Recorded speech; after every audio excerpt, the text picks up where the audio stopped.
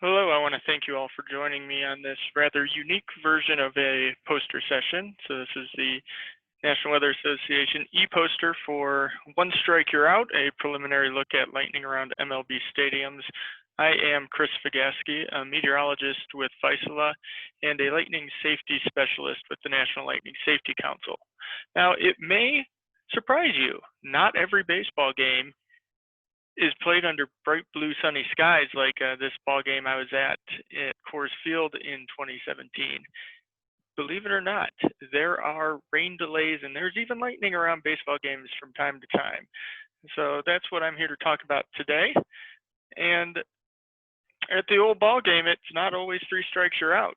As Ray Caldwell found out in 1919, when he was struck by lightning and knocked unconscious while pitching for Cleveland.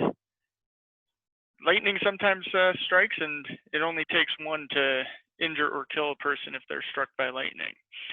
Now, 100 years later, in 1919, the official rule book for Major League Baseball finally includes the phrase lightning safety.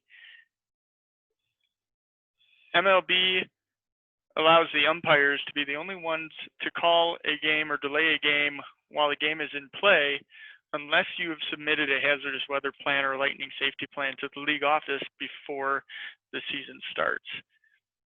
101 years later, after Ray Caldwell was unfortunately struck by lightning during a game, we see the Commissioner of Baseball being interviewed on July 23rd, 2020 at the first baseball game since COVID. And as you can see in this picture, lightning striking behind him.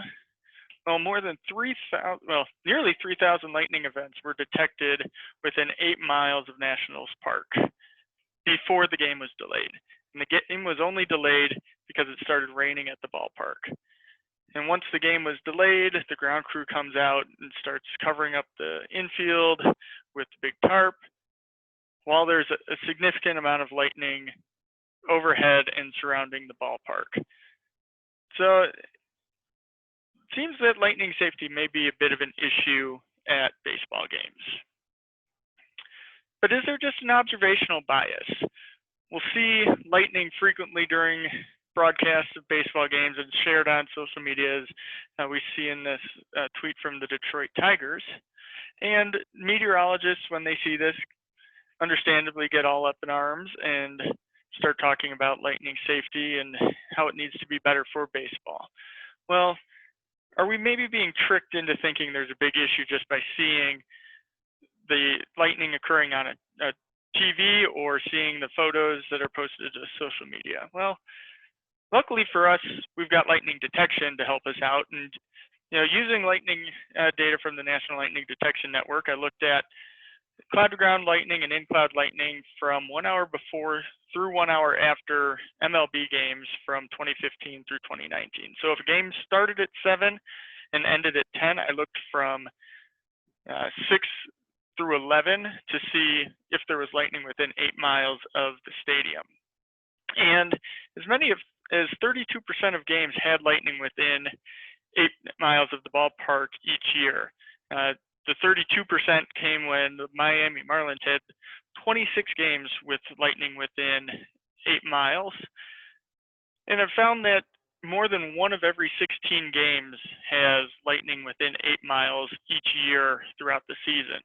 If you think about it, there's 30 MLB teams, so that's basically one game every night if all 30 teams are playing during the season, during a day on the season.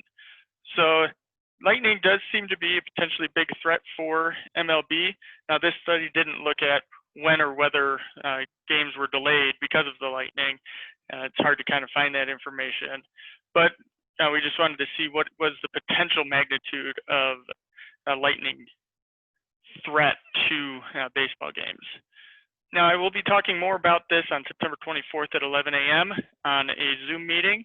If you want to be invited to that Zoom meeting, please send me an email. And I thank you for taking the time to join us today. And if you have any questions, please feel free to let me know.